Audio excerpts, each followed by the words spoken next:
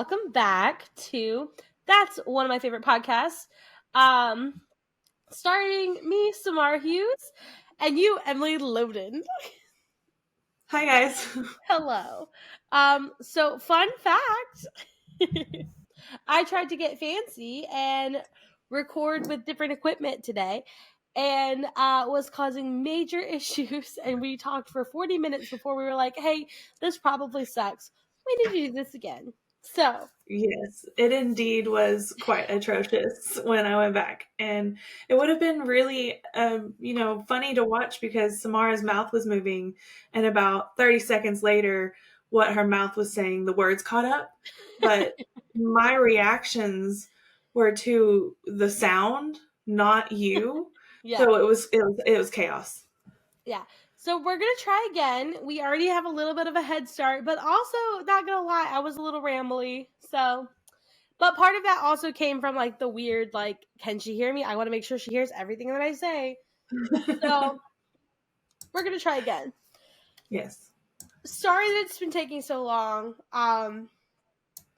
Jobs and children and Life in general. I don't know if anyone knows that toddlers are out here taking a hit right now.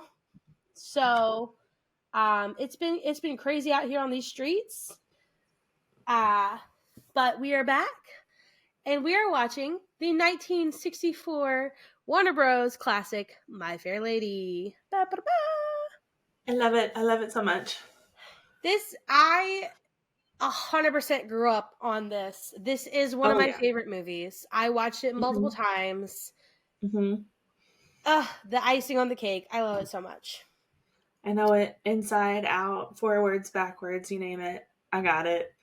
I love Audrey Hepburn, which those of you that know me know I love Audrey Hepburn. So, yeah. It stars Audrey Hepburn, it stars Rex Harrison, and Stanley Howard are probably the top billed. It's so good. But this whole one of the things that we talked about, and one of the things that we kind of discovered in this, is that there's so much lore and background information. And what I discovered was that in 1994, they went into the vault, they were looking around, and they realized that the film for the movie was very deteriorated. So badly that they were worried they were going to lose it. And I hadn't ever thought about how, and the guy said on the documentary, he said, there are movies that are just gone now. They're just gone. We don't have them. But in 1994, they went in, they discovered that it was on its way out. They brought in two experts, Bob Harris and Jim Katz, who are experts in saving and maintaining film. And respectfully, among the two of them, they had also saved Lawrence of Arabia and Spartacus. And when they did that, they decided that they were going to do a documentary, and they interviewed tons of background people, experts in the field. They interviewed a couple of cast members, and they talk about this movie really in depth, which is where we get a lot of our information from, actually. These two guys are now like my favorite people. Oh gosh, yes. I don't know what life would be without My Fair Lady, because other than, you guys have probably heard me say it before, but we won't go in detail because it's not a musical. My favorite all-time hands-down movie is Breakfast at Tiffany's. Yeah. But my second favorite Audrey Hepburn movie is probably My Fair Lady, because that's the two movies that I watched first. Yeah. So they're very nostalgic to me. So I don't know what my life would be without My Fair Lady in it. No, me either. Yeah, I shout out to them, shout out to their families, blessings upon blessings, blessings on you, blessings on your cow, blessings upon blessings. So that's where we get a lot of our background information, and why so much of it is known is because of this documentary. It's called The Making of My Fair Lady Then and Now. It's really good. It goes into a lot more technical stuff, but it also had tons of background information, which is my main source for tonight. But the movie is based off of the book, the play Pygmalion by George Bernard Shaw, which also in turn was inspired by the character Pygmalion of Cyprus, of a Greek poet's play called Metamorphosis.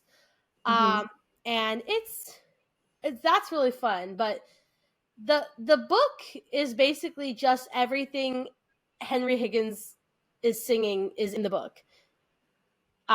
It's pretty word for word. We read it in college, but I read it. I You don't. didn't have to. I mean, I've shoved so many things from humanities from my brain that we very much could have read Pygmalion, but I honestly I, do not remember it. I And you think can't I think would of. because I love My Fair Lady. That's what I'm saying, but I can't think of any class that I took that you would not have taken. Were you Anyway, just some big overachiever and read Pygmalion? Because never. I think No. the only other. Do you remember the movie that um, Lindsay Lohan is in? Yes. Confessions of a Teenage Drama Queen. Yes, and they did their own like spin Yo, on what you My Fair talking Lady. about, cuz? Let's play Yeah. the duds. That girl was a fun teenage drama queen. Yes, yes, yes. That's the only other thing that remotely is around My Fair Lady that I have ever seen. So I know of Pygmalion, but I do not, for the life of me, remember reading it. Well, I read it in college. Whether or not you did, I don't know. And it's word for word Henry Higgins. Also, though, this is not the first movie adaptation. In 1938, they did Pygmalion, just Pygmalion, with Leslie Howard, aka Ashley from Gone with the Wind. And You can't say it normal, can you? no, I can't. Ashley. Oh, Ashley. I can't. That's like, that's my top three. If I know that I'm going to be sick for like 3 days in a row, oh, Gone with the Ashley. Wind. Oh, Tara. Red. Love it. I can't. I cannot. So anyway, it stars Leslie Howard as Henry Higgins. Um, I'd love to find that somewhere actually. And a woman named Wendy Hiller as Eliza, but she was weirdly like fourth build. Like it was like Leslie Howard, someone else, Wendy. I was like, Wendy, my girl, what happened? But that's how they be doing it, I guess. But before it was My Fair Lady the movie, it was My Fair Lady the Broadway musical, Uh-huh.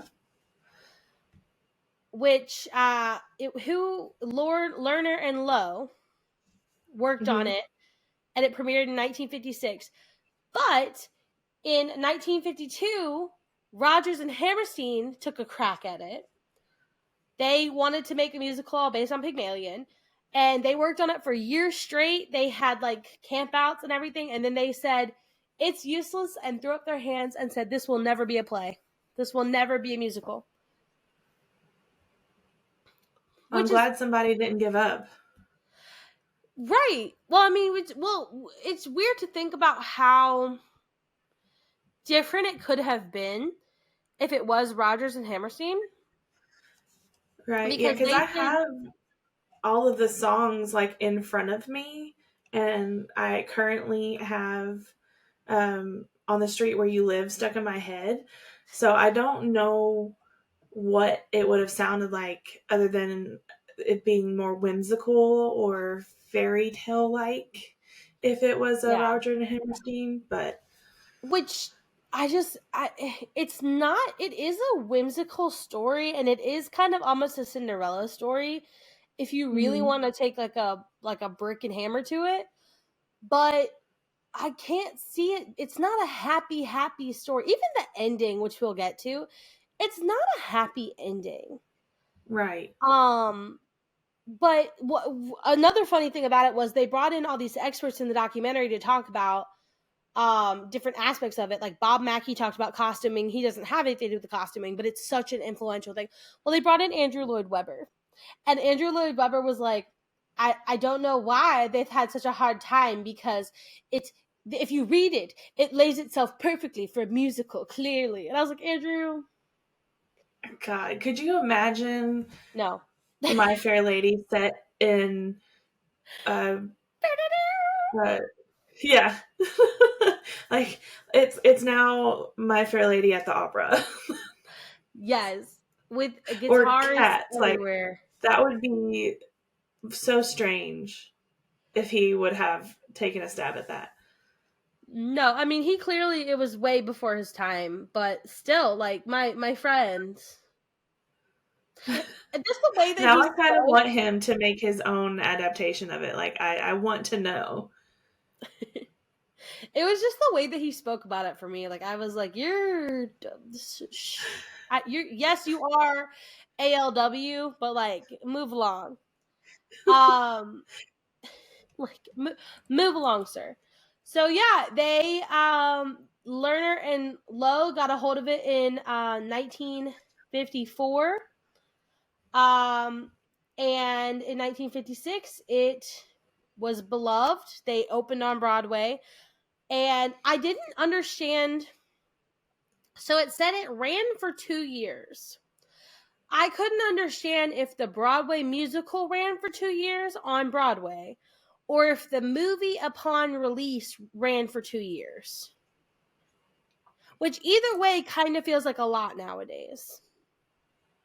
I want to say the Broadway musical Mm-hmm. ran for 2 years. Because I don't think that's typical for a movie to stay in theaters that That's what long. I But then was again, it is thinking. the 60s, so it's not like they have a release to TV date. Yeah. That's kind of what I was thinking. But I wasn't sure because you hear about now, you hear about like the Hamiltons, the Chicagos, but like most everything else, like unless it's a heavy Lion King, obviously. But I think they just moved Phantom of the Wicked Opera. out. They moved Phantom out. They moved Wicked out, I believe. Like they've been moving stuff out, and They moved nowadays Wicked out? I'm 98% sure. And like I mean, nowadays, I'm seeing it in January, but it's still a bucket list to see it on Broadway. So it just killed me a I'm little. sorry. Oh, geez. Hopefully, I'm just talking on my butt and I don't know what I'm talking about. That could very well honestly be an option. It is the 20th anniversary of it, so I don't know. I don't know. I saw it when it came to Richmond, and it was really good. I finally get to see it in January. I'm happy. I'm very happy for you because I know it's like a big thing. Yes. Um, so "The Rain in Spain" was the first song that they wrote, and to like prove that they could do it. And they also had Rex Harrison in mind. They specifically said a great singer could never play Henry Higgins. It has to be a great actor Hmm. because Did they. you know the other actors that were considered for it? I know of one, but who else was Was considered? it Cary Grant? Yeah. Yeah, he's probably one of the most notable, like the bigger actors that were on the list. But Noel Coward, Rock Hudson, Peter Ooh, O'Toole, Rock Michael Hudson. Redgrave, and George Sanders were also considered for the role.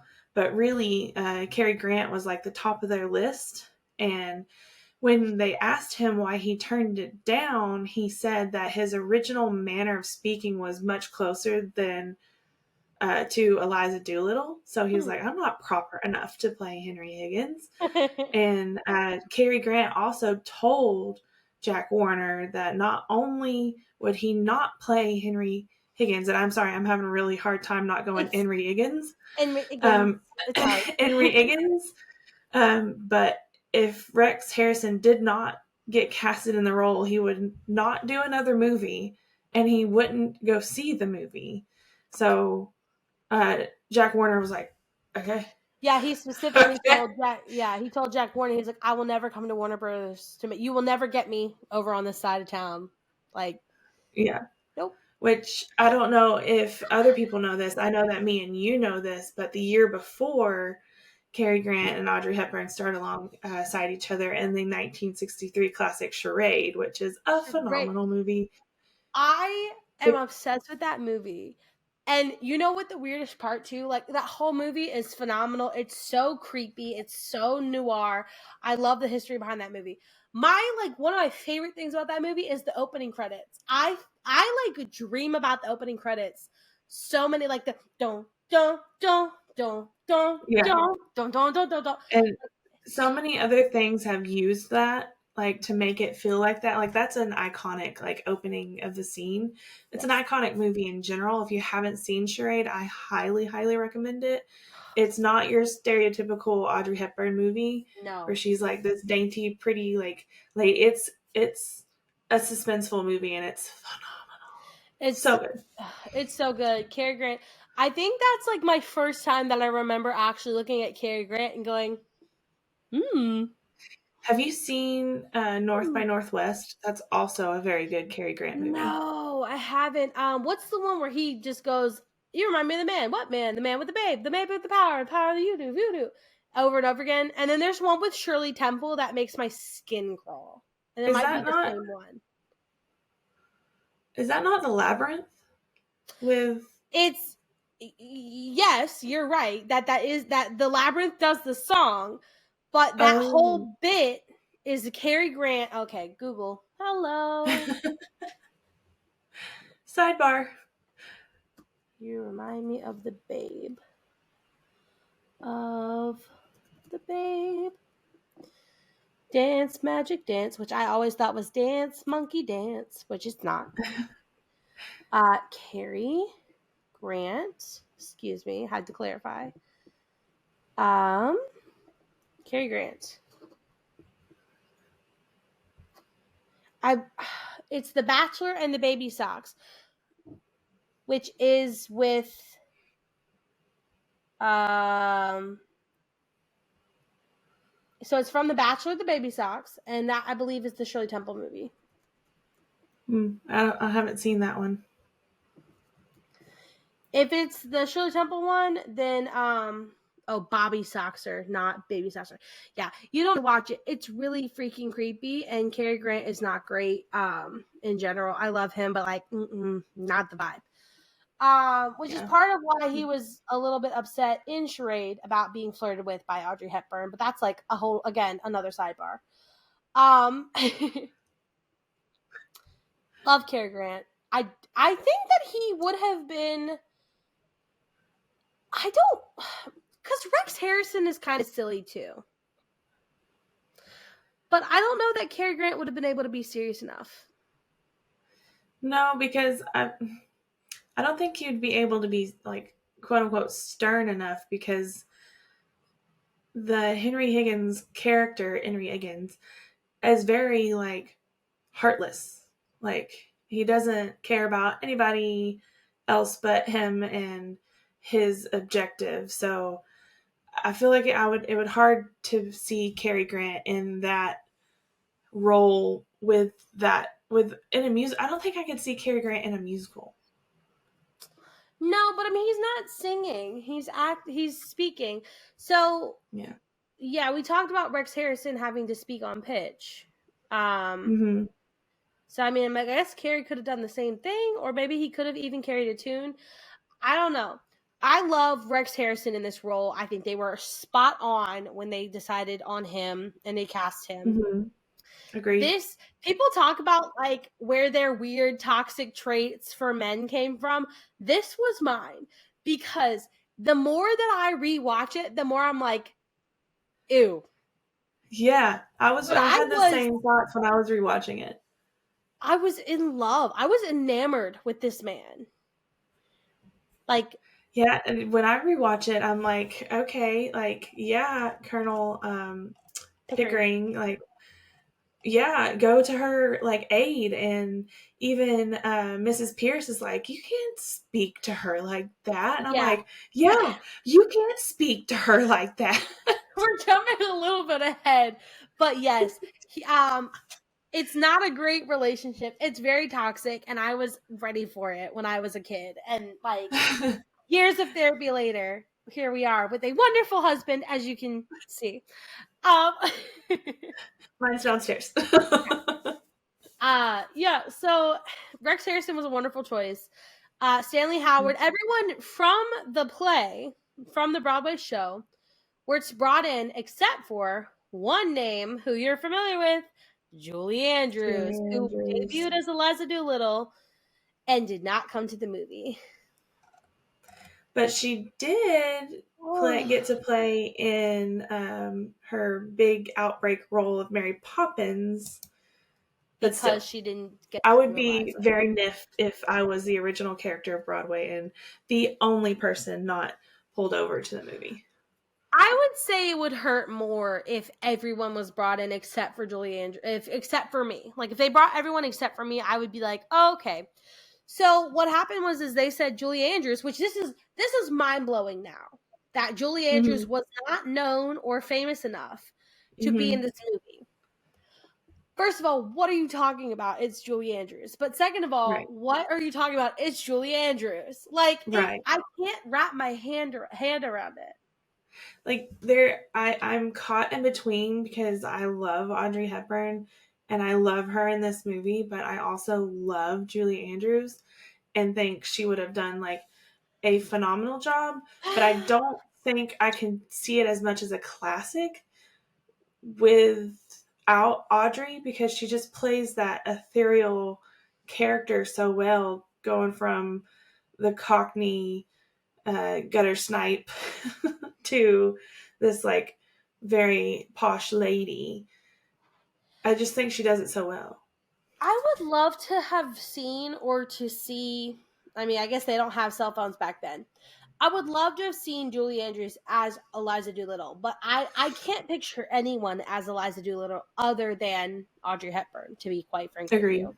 Mm-hmm. However, there was massive controversy with this take because they brought in your girl, Marnie Nixon. Shout out to Marnie Nixon. Um, Marnie Nixon was brought in to dub Audrey, and people were furious. They were Audrey like, was furious. yeah, Audrey herself was furious because she wanted to do her own. In particular, there were a couple songs that she wanted to do by herself, but she was like, why are you bringing in someone? And there was, I don't know the actual, like, the title name of it, but all I want is a room somewhere. Lovely. Wouldn't you be lovely? Yeah. Um, she wanted to do that song by herself, and they said no, and she walked off a set. Yeah, I actually have one of my like favorite notes in here was when Audrey first was told that she didn't have a strong enough voice and that she would be dubbed. She walked out. She returned the next day in her typical graceful Audrey Hepburn manner and apologized for her quote wicked behavior, which is such an Audrey thing to say. And it's funny because that is a quote of Marnie Nixon's from the documentary. Like that's where again all this lore is coming out of this documentary, which I'm so grateful for and I love because Yeah, I need to watch it. it was so good. It was on YouTube. It was an hour, top notch, and it had a lot I'll of watch fun it. technical things in it too. But yeah, so people were upset because they were like, "How are you taking an actress who is a singer and you're removing her from a musical for an actress that you're going to have to dub?" Like, you Well, know, then again, I also found out that like most of the cast was actually dubbed, except for Stanley Holloway, which is her father. mm-hmm. Um, he sang all of his, but all the others were either dubbed or helped in some form of fashion, or they just sang talk, like talk sang, whatever it is, Yeah, like Rex did. talking on pitch. Yeah. Yeah. I get it. So Marnie is an amazing singer in her own right. I feel bad that Mhm. she was always behind the scenes. Right. She dubbed all of Natalie Wood in West Side Story, who is the main woman. I'm like, why didn't you just cast her? Other than the fact that you were trying to use darker skinned, but then you put mud on that. Like that whole West Side Story is its whole thing. I can't wait to get there because I have so much. She also dubbed Deborah Kerr in The King and I, and even later in Sound of Music, she dubbed Julie Andrews for her high notes, which I mean, yeah, we all need help sometimes. But Marnie deserves all the recognition she could get. But Yeah. I honestly, so in them finding the film and having to put it together, they found all the audio clips because how it used to work is they used to go record in a studio and then they would actually lip sync their own words. So they would dub Mhm. themselves essentially, even if they were actually not being dubbed. Mhm. And Audrey went behind everyone's back and made her own. And so they found them upon putting the film back together. They found Audrey's super secret tapes or whatever. And so now you can watch them online. I don't think they sound as good. And I don't know that the movie would have had such a strong impact with Audrey actually singing. And it may be because Audrey's voice is kind of soft, and you need a stronger voice to take on some of these songs that Eliza sings. But in reversely, in Breakfast at Tiffany's, she was adamant that she was not going to be dubbed and that they were going to keep the song Moon River in the movie because they were going to cut it. And she was like, don't you dare. And now it's like a super famous song. And I was very close to walking down the aisle in it at my wedding because I love that song so much. But you can hear her voice there, but it's so soft and like subtle, whereas the songs that Eliza has to sing are not. it's it's soft and it's subtle, and like this is gonna sound really weird because it is Audrey. It Mm-hmm. sounds less like Eliza Doolittle when she sings it versus when Marnie sings it. Like, if you had told me, which I mean, I in my brain I thought for years until I was older that it was Audrey Hepburn. They Mm-hmm. sound I did too. together. They sound synchronized. They sound like they are the same person. If it's actually Audrey singing, it does not sound like Audrey, and it's because of the accent change. Because Audrey Mm-hmm. doesn't have, but I don't think Marnie does either. Something is off. Go listen to them, I know and you'll that maybe Marnie catch had them. to like really, really practice a Cockney accent when before she gets posh, and Yeah. we'll get there for that. She had to like really focus on that, but she didn't so much on the second half of. I just Well, hit my mic, so that and probably and sounded weird. Cockney So, accents are one of the harder. It's Cockney and Cajun and Irish, I believe. If you're an American and you're trying to speak you're trying to speak in other accents. right. I believe it's Cockney, Irish, Scottish, and Cajun are like the hardest accents to master. And Mm-hmm. then for everyone else, it's actually American because we have so many dialects and different like accents. Um, Right. so the Stanley Howard was actually Cockney. Which Audrey's a British actress, so I don't know if Cockney would have been as hard for her or harder because she's British, but she's actually Belgian, but Yeah, she's got the a same. British accent. Does she have a So Belgian accent? no, she has a Belgium British has accent French because, accents. huh? Do Belgians sound more French? I don't think so. Every time I hear her talk, it sounds very British to me. Well, I'm wondering how much of that is her transatlantic accent and her No, I've practicing heard how to speak. interviews of her, and I mean, she sounds British, but it's because she moved from Belgium from the war as a kid, so she spent more time in England, France area than she did in Belgium. I feel like she sounds transatlantic every time. I don't know. I feel like I only hear her talk in her transatlantic, like charade accent. Yeah. Or we're simply tourists. Like that. There's an odd elongating, but it doesn't sound British. She doesn't sound English. She sounds like Audrey Hepburn. I don't know how else to say it. She's the only one. Anyway, moving on. Hmm. So people were upset, and with Julie Andrews being removed, and also, it's really sad. But so they were all My Fair Lady swept. Oscars night. They won 8. They won 8. They were nominated for 23. They won 8. And the only thing was Audrey was not nominated at all for anything. But Julie was nominated and won an Oscar for Mary Poppins.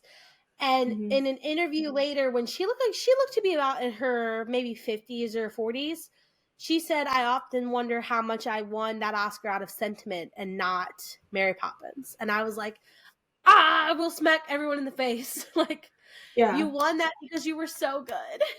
Yeah. No, I agree with that. And one of the fun facts that I found that was really sad was Audrey later revealed that if she would have turned down the role of Eliza, the next actress that was actually going to be offered wouldn't have been Audrey Hepburn.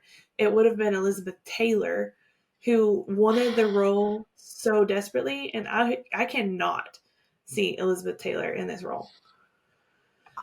I've only seen Elizabeth Taylor in Cleopatra? Cleopatra, and there's no way. I'm sorry. There's no No, way. no. I None whatsoever. Um okay, well, let's move into a little bit more of like the plot for My Fair Lady. There's tons of background for this and there's tons of fun facts. Um Uh-huh. so the plot starts out with, if you don't know, it starts out with our main character Eliza Doolittle, who is a flower street urchin. Mm-hmm. There's multiple flower sellers, so I mean it's a tough market. She's covered in soot. And she has the thickest accent in the entire universe. And before that, we are actually introduced to Professor Henry Higgins first, Uh-huh. and he is a dialect professor, a scholar of phonetics. Mm-hmm. What? Yeah. I don't know. I don't know. Do we have those anymore? I'm sure somehow it's still in like showbiz, but I don't know as far as like it's taught widely. Um, I don't know, but it's fascinating because you see when he's writing down what Eliza is saying because is it is something else. Like she sounds like a squawking bird half the time. Yeah, He's he writing in like symbols. phonemes or something. Yeah. Yeah, so we're introduced to Professor Henry. He is just weirdly writing down notes on people, and people Uh-huh. are like, somebody comes up and is like, "Hey, that guy's writing notes on you. He's a cop." And he says, "No, I'm just placing your accent. You're from Brisbane in blah blah blah." And he's like, "How do you know that, governor?" And he ends up pointing out like where everyone's from because he's just phonetics, but he hates the way that the English speak. He's like, which I mean, like that shows me that he has not gone to America because, um, so he talks about how he is an expert in phonetics, and he just so happens to be in the area with Colonel Pickering, Uh-huh. who has literally traveled from India to meet Henry Higgins, and they end up on the Uh-huh. same street corner in the rain, Uh-huh. where Henry Higgins is showing off his skills like he's a magician. Where Eliza comes in and she has a Cockney accent, and he says, "I bet I could pass her." And he's just talking smack. He's talking wild smack. And he's Uh-huh. like, "Oh, I could pass this Cockney accent off for a duchess at the embassy ball in like 2 months." Like, he just makes some passing remark. And Eliza shows up at his house and is like, "I would like to be a duchess, please." She wants to pay for lessons and she's willing to pay. I'm willing to pay. Her, I'm a good girl, I am. what man defeat for come? Yeah, it makes me laugh even more because like I'm pretty sure it's a bad Cockney accent. Did we watch Skins together? Yes. Man, Ah, good times. I love that movie. But like I was thinking like James from Skins was Cockney, but we could still understand him, and it Well, would then be again, hard like, to learn. I know it's probably dramatized, but then again, I've seen videos of Cockney Welsh people that I can't understand a daggum word they're saying. And I have a vivid memory in college of a soccer player.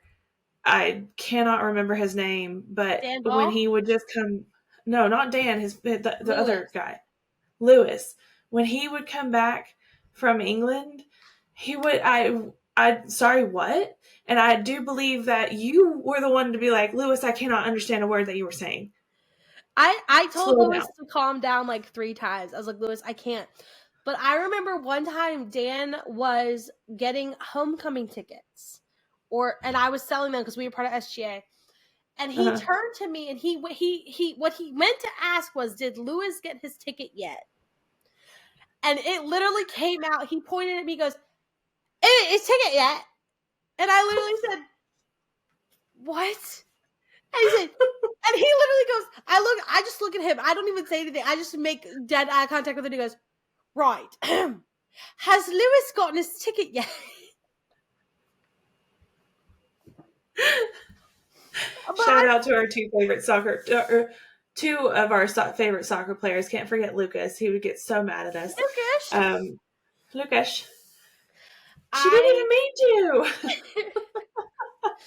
that's like Uh, I just remember looking at him and going, yeah, so that "Oh, makes me think it may have been dramatized because obviously she's not Cockney, but there are accents out there that have to be hard to harder." understand, that harsh, Yeah. It feels like I think it's this weird thing of it's forced, but it can't be too forced because you have to be able to hear her and understand her. So it's like Mm-hmm. La Valley, La Valley. It Loverly. has all of the love Lee. Like it's very They put an crisp, R in it. but there's also yeah. So she went Loverly. flexons. And Colonel Pickering Henry Higgins is like, no, no way. But Colonel Pickering is like, no, you said this. I'll pay for it. Let's go. Let's make a deal. Let's make a bet.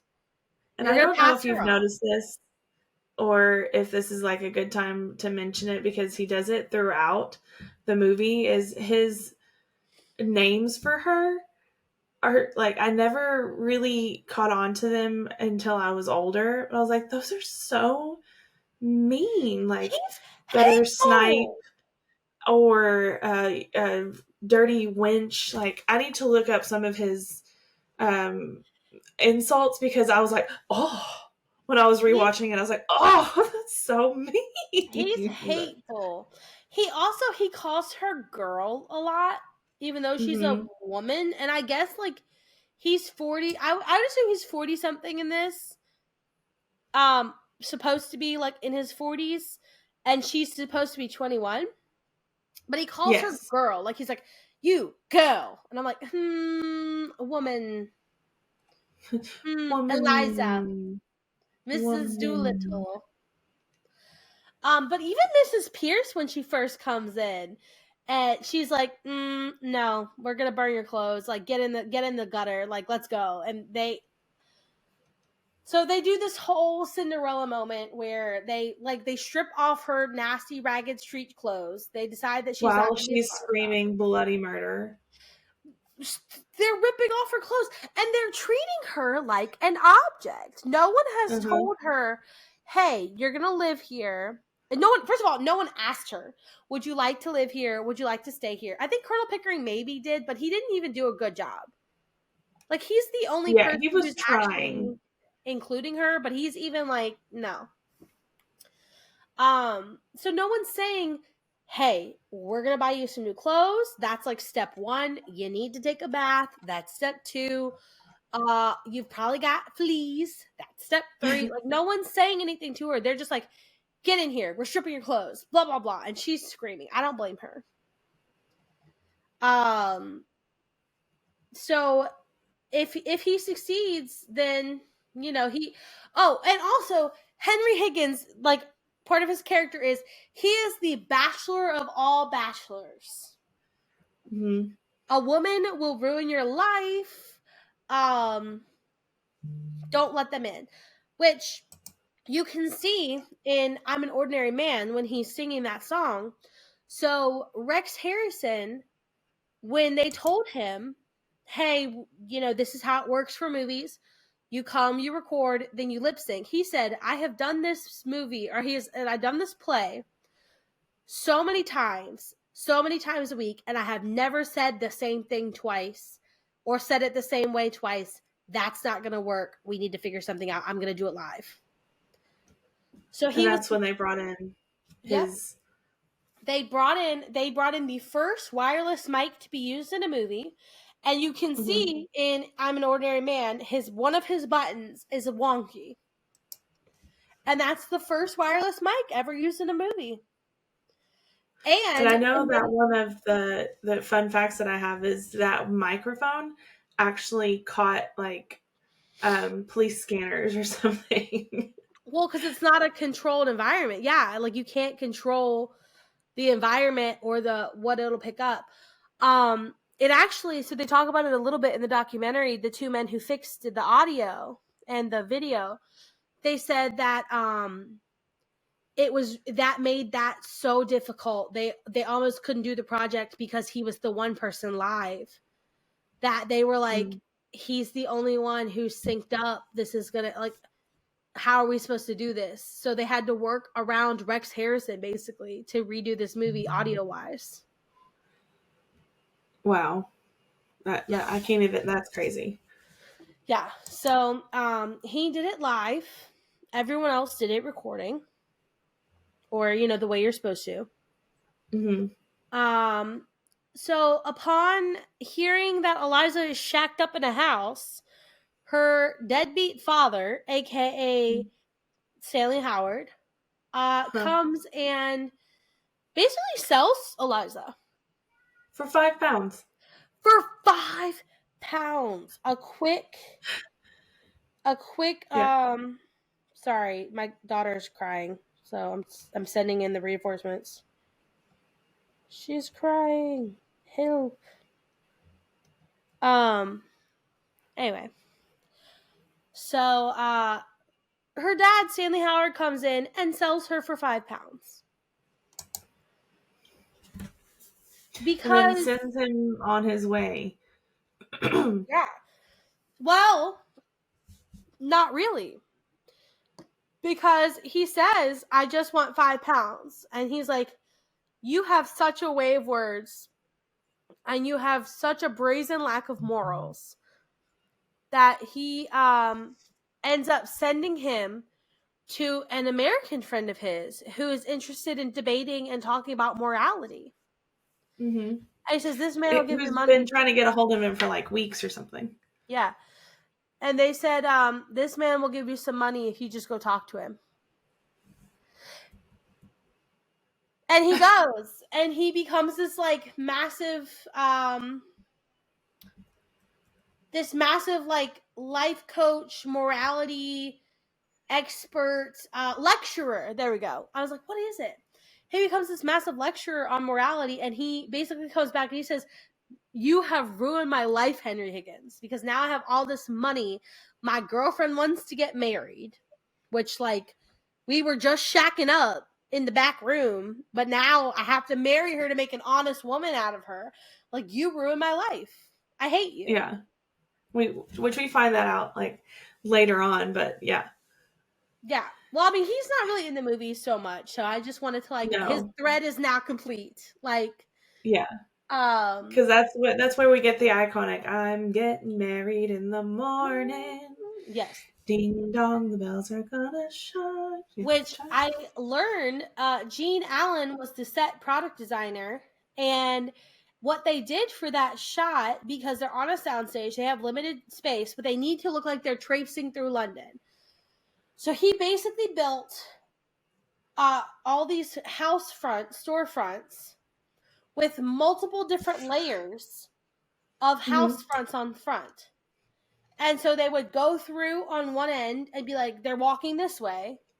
And then through a Oh. camera trick, they would make it either look like they were continuing or they were coming in from the other side or whatever. And they would tear down the faces, like they were unwrapping the Huh. faces to make it Is this multiple when they're buildings. singing with a little bit of luck? No, this is when they're singing Getting Married in the Morning. Oh. Hmm. Because they're walking through. I think it was actually both. That's how they, because it's both the same bars. Yeah. So when they're singing Yeah. those songs and they're tracing through, that's how they made that happen. Is because they would basically like pull off the different faces, and they had spray, different color spray. So cast members would run off in one costume, would run across, get sprayed a different color, and come back out like they were a different person. I did not know that. That's fascinating. Is that in the documentary? Yep. Wow. Okay, I've really got to watch this documentary. That's Yeah, cool. so that's how they made it look like there was a massive, moving, revolving, different crowd. He's coming across different people, not the same people, is because literally they would like, and then go back out. Huh. Yeah, which is really cool. So Gene Allen is a masterful man. That and the races and everything, literally every frame and location in this house or in this movie is beautiful. So shout out to Gene Allen. Mm-hmm. um yeah, so after her dad sells her, she is being taught by Henry Higgins, if you could even call it that. Yeah. He's not a Bullied. very good teacher. No. And it takes one of my favorite quotes or of this time frame is when she's really hungry and she wants some tea and cookies and cup of cup of Wrong one. hay. That's why. But it takes like him basically giving her an epiphany of you're you're it'll click at some point. It's not you changing you, it's you changing the way you sound. So you're not changing Eliza Doolittle, you're changing the way you're forming your words. And then it was like click. She's got it. Yeah, And I I was mean, a little like, I oh, would argue that while I think that was what he was trying to say, that's not what he did. no. And Because I they would completely almost changed like to everything. have seen like a progression of her like starting to get it instead of it being like she sounds so cockney you can barely understand her to by George, I think she's got it. You know. Yeah, I guess it's just not the movie magic aspect of it though. Like that's more like the movie magic is they're sitting there, they all have ice packs on their head. Mm-hmm. And and while she's just doing repetitive crap over and over again, like in there's a flame with and Harford, Haverford, Henning, Harvard, like she's doing all these things. And my favorite one is when they put the marbles in her mouth and she's got to talk around the marbles. And then Yeah. she's talking, she's like, I can't, I can't. And then she ends up swallowing one, and she's like, I swallowed one. And he's like, one. It's fine. I have plenty. I have a fun fact about that. Those are actually grapes. Oh, those are some And very she actually valid did grapes. swallow a grape. There you go. Um, and everybody so she during this time before she understands it, she sings one of the best songs. She's so furious at Henry Higgins that she sings "Just You White," Henry Higgins, "Just You White." That's why I was And having such a hard time saying Henry Higgins because I want to yes, say Henry Higgins Henry all the Higgins. time. Which is just a phenomenal song. It's so fun. She basically talks about how she's gonna hire when she's gonna become a duchess. She's gonna marry Mm-hmm. a prince. She's gonna hire the royal guard and she's gonna execute him. Mm-hmm. Um And And he catches so, her singing it. oh yeah, he catches her singing it, and she's just like, "Ow, ow." A. It's. I wonder what the science is actually like. I want to know what if this is actually any science truth to this, um, or what he's The- trying to do. it so what I think of is that I'm going to go back to Singing in the Rain, because they go to coaches and you see behind them in that background that you have like the mouth telling you how to say Mhm. A-E-I-O-U. Yeah. So I feel like that is a thing, but he's like deep into it, like has all these different things that you can do, writing in those different syllables. Like, I don't know. I'd be interested to Yeah. know the study behind it as well. One of my favorites at gmail.com if you are a phonetics expert. Anyway, so and during this time too, like he's lamenting like to her face about how this is just awful. The servants are talking about poor Henry Higgins. Poor Professor Higgins. Professor Higgins. Yeah. Which is that's another fun song. I love that song. A not I. Oh not like they're also excuse me, they're also snippy snips. Um, but they're all like passed out on a couch one day. They've been working hard. They all have ice packs like on their heads, and she just understands, like you said. Which Mm-hmm. is where we get the rain in Spain, The rain in Spain stays mainly in the and rain. he is so proud of himself. He's not even proud of her. He's proud of himself. Mm-hmm. Him and Pickering both are just like, great job, Henry, great job. And she's garbage. And then she goes upstairs and sings how much she was so happy dancing with him and laughing with him and being treated somewhat like a normal human being. No. Mm-hmm. Yes, yeah. I No. could have danced all night. I could have Ugh. danced all night. Yeah. Yeah. So he decides they need to have a trial run to the racetrack, Uh-huh. which, oh my goodness. This is probably like my favorite scene of the whole movie, to be honest with you. And one of my favorite outfits, just to put a Yeah, pin in no, that, which is one of one my of my favorite favorite outfits. outfits is here. So, I think my overall favorite is actually the green. Weirdly enough, it's the green dress that she wears during Raid in Spain. Mm-hmm. Just simple, really pretty, really elegant. I would wear it 1,000%.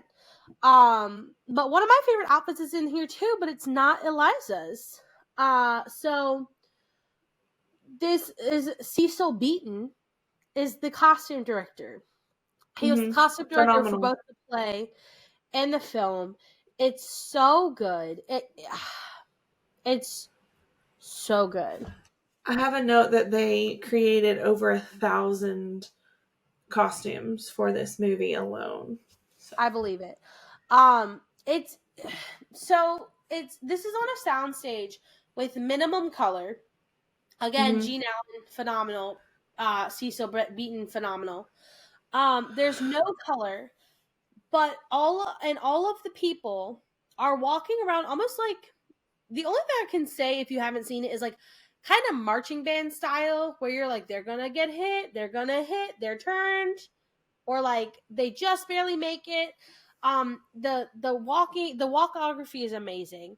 They're all wearing black, white, and some form of a slate, Mm-hmm. purple slate. I almost want Mm-hmm. to say lavender, but I don't think it's lavender. Yeah, I know what you're saying. Yeah. Um, but they're wearing no color except for Eliza. Eliza has red on her hat. She does, and she has this like, I love Eliza's outfit except for under her hat on the side she has this like weird flowery bonnet. Yeah. looking thing on the side. That's the only thing about that look that I was like, that looks weird. But that dress is just so iconic, My Fair Lady, because it's the dress that's on the Oh movie my gosh. posters. I wanted the doll of her. Hmm. Do you remember seeing the dolls in like KB Toys at the mall or I like do. I think the VHS had a you can buy the doll like flyer. So my favorite dress is actually a random extra cast member's dress. You can barely see her, um, but it always was my favorite dress. It's one of the slatey purple ones, and her big moment is she walks to the center and just like, whee, like she does this like, whee, and it's that's my favorite dress of all of the dresses, even Eliza Doolittle's. I don't know why. It's always been Doesn't my Professor Higgins' mom have on that slate color as well? yes. Professor Yeah. Higgins' It's hers mom is has like the silky. Yeah. color. Yeah, so he ends up taking her to the racetrack, and she meets with a few high society peeper. Peeper? Oh my god, high society peeper. Um, including a young Mr. Freddie Hmm. Who who likes her small talk? likes her small talk. My favorite part of this whole scene, and it's just the attention to details that they make. The whole time Henry is watching her, but he's not like lovingly or adoringly gazing. Like he's checking off boxes. Yeah. Um, and it's funny that she makes a good impression because she makes a really arguably bad one. Yeah. Like she talks about the woman who choked on her spoon. Yeah. Who bit the spoon because she was done in and she liked alcohol or whatever it was she was drinking. It was about her aunt who she thinks was murdered, but she called it, they done her in. it it's just not it's not good because here's the thing, you can teach a horse how to speak but you can't teach it conversation. Right. Which I think it's um funny that Freddie likes her small talk because she's just blabbering on. What are yeah, you sniggering at? what are you sniggering at? It's yeah. So he loves it, and she does a quote unquote great job until he gives her his betting card. He's like, here, it's for good luck, you can take my winnings. Well, she's never been in a situation with gambling like this. So she starts getting more and more antsy as they all are doing like the freeze. Like that's a really big part of this whole movie. At the beginning, there's like a reverse flash mob where they all walk and then they freeze, Uh-huh. and then they all walk and they freeze. So they're Mhm. all watching the horses, but they're frozen except for Eliza. Eliza starts getting antsy and she starts, come on, number four, come on, number four. And then she Cordova. gives the best line, the most iconic line of the whole series. Mm-hmm. Move your Move blooming your arse. blooming arse. It's so funny. And like it makes me laugh every single time. And everybody's like, they come home, they're like, yeah, you kind of messed up there, but it was funny, it was amusing, haha. Yeah, Eliza Freddie's was distraught. She was very distraught, which makes sense. Freddie was enamored. Freddie ends up on her street, which is like, Stalkerish, sure. yeah. But like um, the song that's been stuck in my head ever since watching the movie has been "On the Street Where You Live," yeah, and I don't know why, but that song gets stuck in my head a lot. yeah. Um, so they end up going. Finally, they make it to the embassy ball, Hmm. which upon like I have the Wikipedia here to like be able to remind me like in a timeline. And Mhm. reading the Wikipedia, I'm like, this happens like this. This is actually a really long movie. Yeah. Yeah. Yeah. Because it's Act 1 and Act 2, and the ball is, like, actually the beginning of Act 2. Because right at the end of Act 1, you Is see the her come down the stairs in, like, that gorgeous dress, which I actually have a fun fact about it. I just need to find it. Mhm. Um, sorry.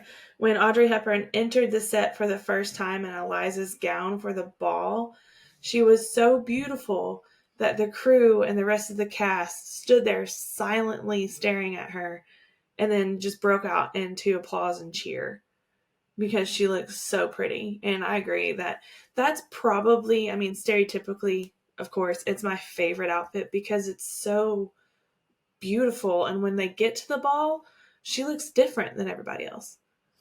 She does. She stands out, and but that's the Eliza-ness in her though. Like Mm-hmm. that is her still being herself, even though she's in all this makeup, even though she's in all these things. Um so they go to the embassy, and there is a phonetics man who was taught by Higgins, and Mm-hmm. Higgins sicks him on her. He's like, he's not going to be able to tell. And he declares to everyone that she is a Hungarian princess. Yeah. That's where he thinks her accent's from. Um so they win. The bet is over. Mm-hmm. And as they walk in from the embassy, they're congratulating each other. And she's literally like doing everything. She's putting his coat away, she's getting his slippers for him, she's doing all this stuff while they're like, great job, Higgins, you're the best, blah blah blah. And she realizes that he's gonna like throw her out now. Like, Mm-hmm. what is she supposed to do? He got what he wanted, now what? Well, nothing. You're not, nothing for you. Well, that and they're completely ignoring that it's also her triumph as well. Yeah. um Sorry. Oh my gosh. So she ends up snapping on him and is like, you're gonna throw me back to the gutter. I wish you had just left me there. um there's nothing for me to do. Like, Yeah. I can no longer be a flower girl or I work in a flower shop. They it's you've ruined me again. Reminiscent of her father, you've ruined me, Henry Higgins. um and Freddie, she storms out of the house. She goes to leave after he calls her ungrateful. Well, he calls her one of my favorite, it's not my favorite, but one of the, oh gosh, brain Emily. He insults her a lot Mhm. throughout the movie, but Yeah, one of the he calls her an imprudent hussy during this scene, and I just remember being like, my "How dare favorite you? I'm my gonna favorite clutch my is when pearls." he, What? yeah, when he, damn, I love that. Yeah. um it just, I remember being a kid and being like, so she starts leaving. Of course, Freddie's outside, and she's so mad. She said, "Stop! Everybody talks. All everybody does is talk. I'm so sick of talking. Show me. If you love me, show me. If Show you want me, me. show me." Show Um, me. Yeah. she tries to go to her old life. She doesn't fit in. She's ruined.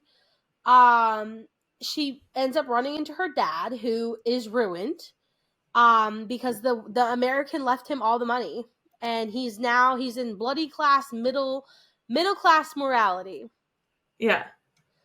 And he's getting absolutely trashed and tore up before his wedding day. Um and so Eliza goes to Higgins' mommy, which makes me laugh so hard. Yes. She just And goes to she's his one of the mom. only people that is like, how dare he treat you like that? It's not just him who did it. Like, you've done it. Well done, Eliza. Yeah.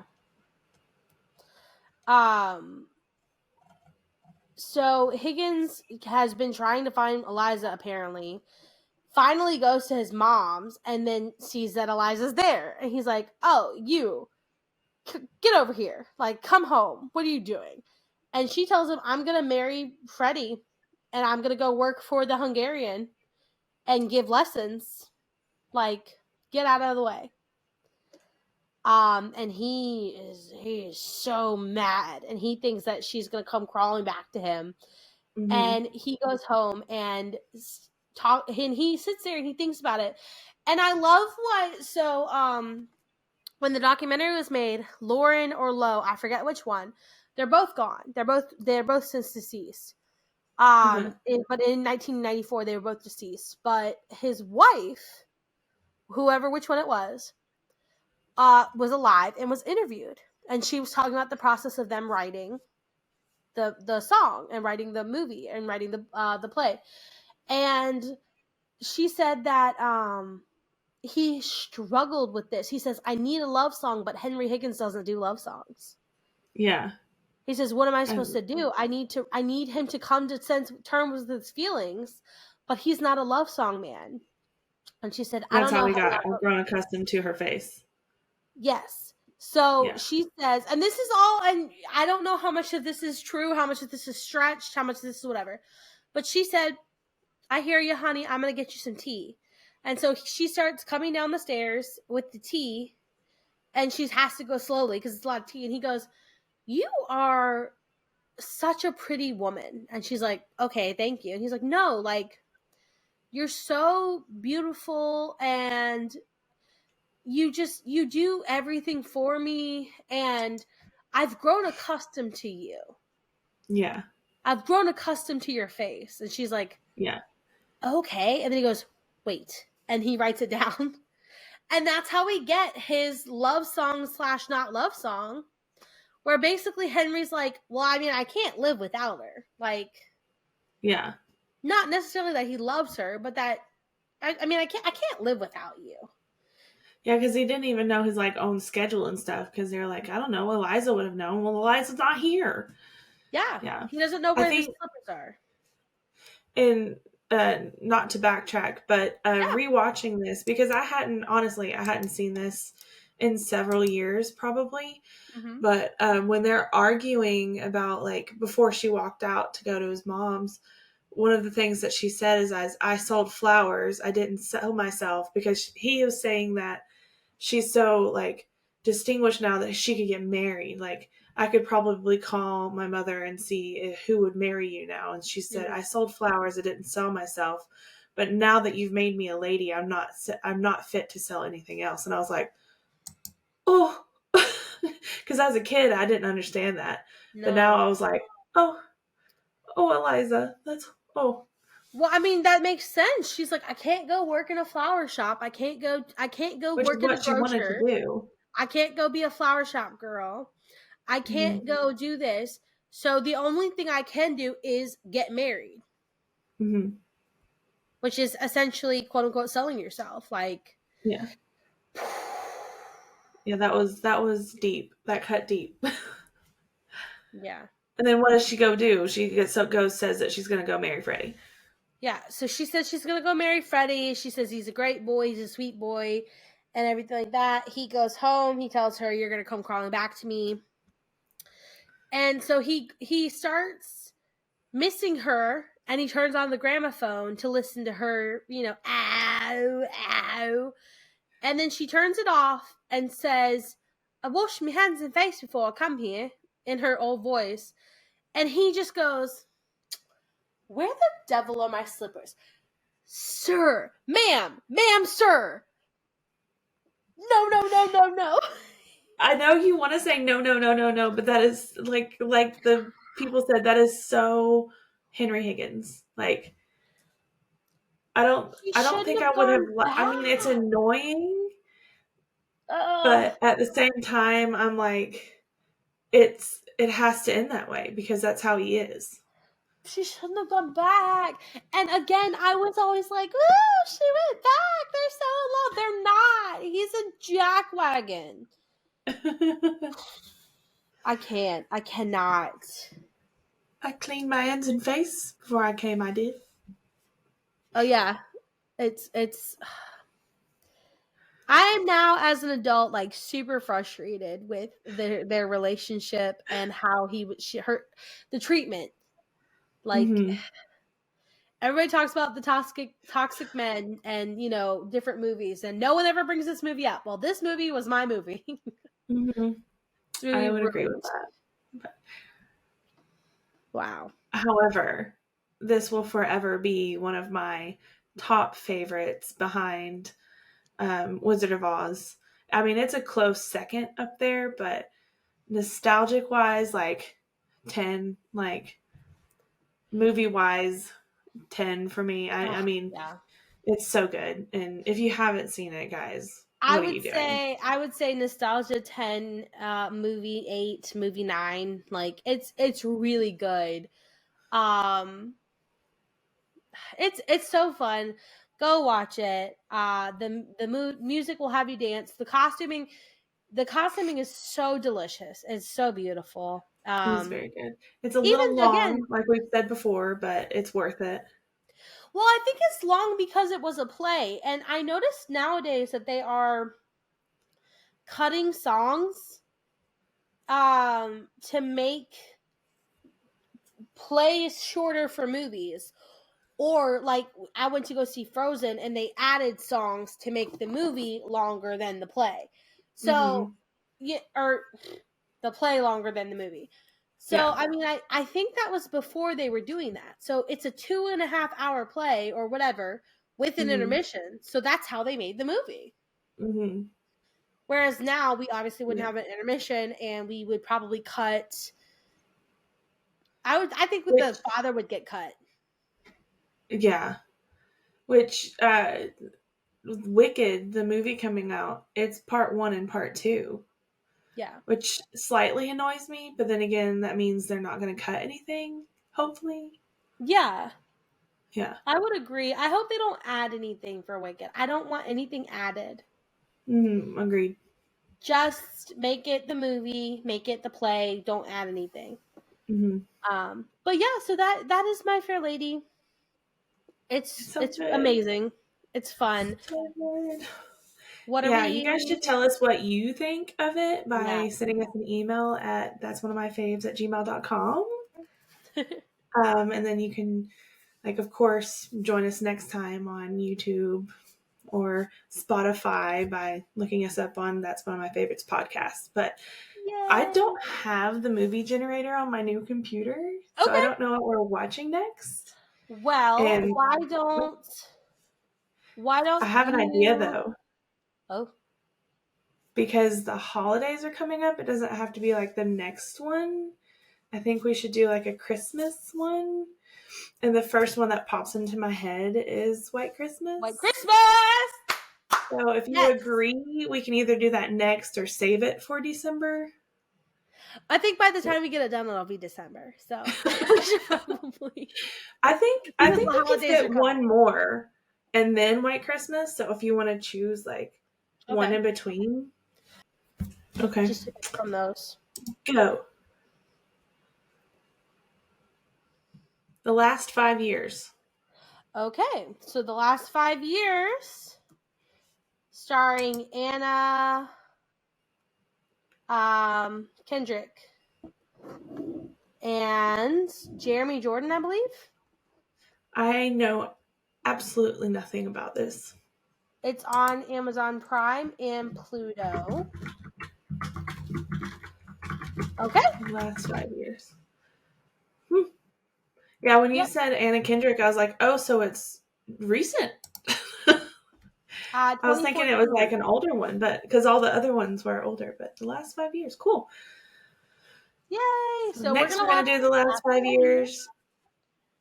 and Yay. then White Christmas. Yes. I have thoughts about White Christmas.